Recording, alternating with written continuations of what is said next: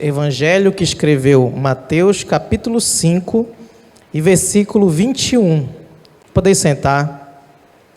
Deixe sua Bíblia aberta aí no texto para a gente poder ir juntos acompanhando, amém? Hoje eu coloquei um tema que é assim: a diferença entre aquilo que tem preço e aquilo que tem valor.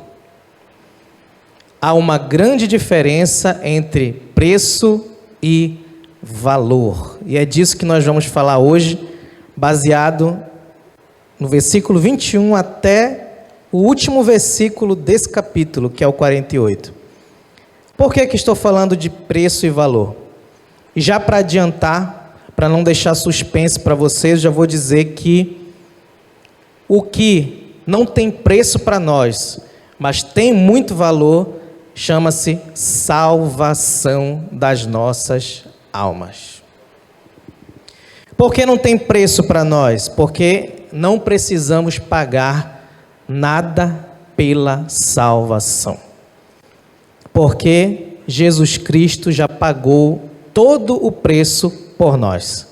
Então a salvação tem preço? Sim, mas está pago na cruz do Calvário. Então você que está na sua casa, não precisa pagar nada, não precisa fazer nenhum sacrifício pela salvação, porque todo o sacrifício completo, perfeito, foi feito na cruz do Calvário, amém? Ou seja, sacrifício que nós fazemos é em relação a outras questões da vida cristã, mas em relação à salvação, nenhum sacrifício é aceito por Deus além do de Cristo, amém? É importante também entender que alguém pode pensar assim, mas para ser salvo, precisa perseverar, precisa se santificar, porque a Bíblia diz que quem não tiver santificação não verá a Deus. A Bíblia diz que aquele que perseverar até o fim será salvo. Então é necessário sim se enquadrar no padrão bíblico para poder ter a salvação, amém? Vamos dar um exemplo aqui para a gente entender. O ladrão da cruz que foi salvo, que Jesus disse para ele, hoje mesmo estarás comigo no paraíso, ele foi para o céu sem passar por um processo na terra. Ninguém viu ele dando testemunho, ninguém viu ele fazendo a obra, ninguém viu ele evangelizando ninguém viu ele ajudando ninguém. Ele não atendeu pobres, como nosso irmão estava falando, ele não visitou enfermos, ele não fez nada disso. Mas ele foi para o céu porque o preço da salvação estava sendo pago por Jesus e não por ele, então ele podia ser salvo, amém? Mas a vida dele na terra findou ali. Mas para aqueles que continuam como nós na terra, precisamos passar por um processo que vem depois da salvação. Mas é interessante a gente entender que sim, o sacrifício que a gente faz, a nossa vida consagrada a Deus, ela sim é para que a gente possa obter outras bênçãos e não a salvação. Que bênçãos são essas? Toda sorte de bênçãos é necessário que a gente pague um preço. A salvação é de graça, porém, as outras bênçãos não, né? Então, se você quer ser abençoado na sua vida, tirando a salvação, tem que ter a semeadura para que possa ser colhido, não é? Tem que ter o quê? O trabalho para que possa ter a renda. Tem que ter o quê? O esforço, o jejum, a oração, para que possa ter o poder de Deus na sua vida, para você fazer a obra de Deus. Tem que ter a busca para que a sua família seja salva. O esforço de você na sua casa, fazer a sua parte, se consagrar e ser um cristão verdadeiro, genuíno na sua casa, para que a sua família veja o exemplo e seja salvo. Tudo isso faz parte de quê? De um processo de busca, de sacrifício, de entrega para que Deus possa dar o resultado de tudo isso. Amém? E seguindo, a gente pode entender então que aquilo que não tem preço para nós, que é a salvação, tem muito valor. E é por isso que a Bíblia começa aqui, Jesus Cristo começa a falar a respeito de alguns mandamentos do Velho Testamento, que ele começa a falar de uma outra forma, de uma forma mais completa. E com isso a gente entende que a graça, ela não é fácil, como ainda há alguns que pensam que é, não é?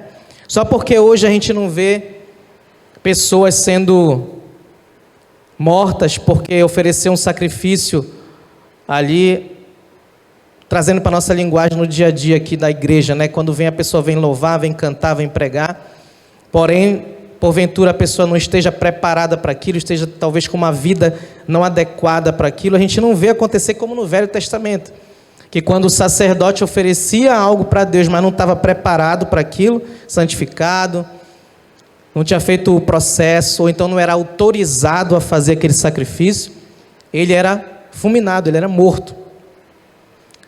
Como aconteceu com os filhos de Arão, não é? Os 2 filhos de Arão foram mortos porque ofereceram um sacrifício de um fogo estranho, eles ofereceram inadequadamente o sacrifício a Deus. Porém, nos dias de hoje, a gente não vê isso acontecer, pelo menos com frequência, não é? Eu acho que se eu perguntar para vocês aqui, aconteceu recentemente algo do tipo, vocês não vão talvez, provavelmente ter algo para contar nesse sentido, porque estamos na época da graça. Então, por isso a pessoa pode pensar assim, na graça é diferente, na graça a gente tem maior liberdade. Na graça, não é como no Velho Testamento, né? Onde as coisas eram mais difíceis. Não é assim, irmãos. É por isso que eu quero trazer essa mensagem hoje, para falar do valor da nossa salvação e o quanto Deus valoriza mesmo essa vida cristã que a gente tem que levar na terra. Por isso Jesus começa dizendo assim: ouviste o que foi dito aos antigos, não matarás, mas qualquer que matar será réu, ou seja, o mandamento de não matar.